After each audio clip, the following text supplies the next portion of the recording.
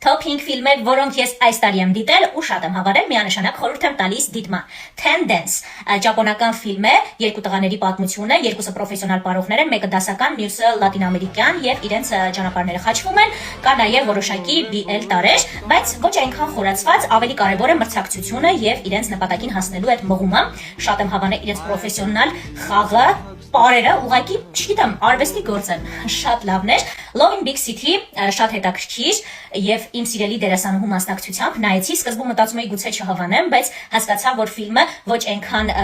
LGBT այդ ուղղությամբ է գնացած, այլ ավելի շատ հենց ընկերություն, միասին երիտասարդական տարիների այդ հետաքրքիր շրջանը անցկացնել, դժվարությունների միջով անցնել ու բավականին լավ զարգացած, սիրուն նկարված ֆիլմ էր, հաստատ արժի դիտել։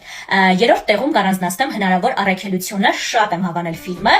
դետեկտիվ եւ կոմեդիա, մեր վճարովի ալիքում իրենք կարող եք գալ նայել հայերեն, եթե ցանկանում եք, ինձ գրեք եւ ես ձեզ կօգնեմ։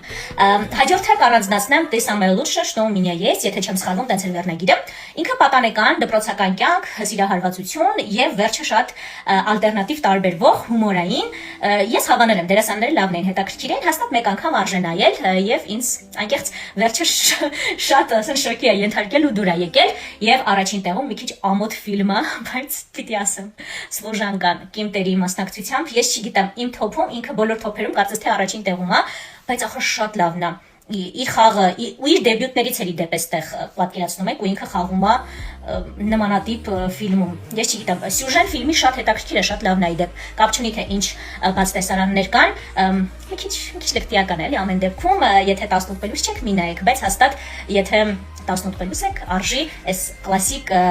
եւ շեդևր գործը գոնե դիտել։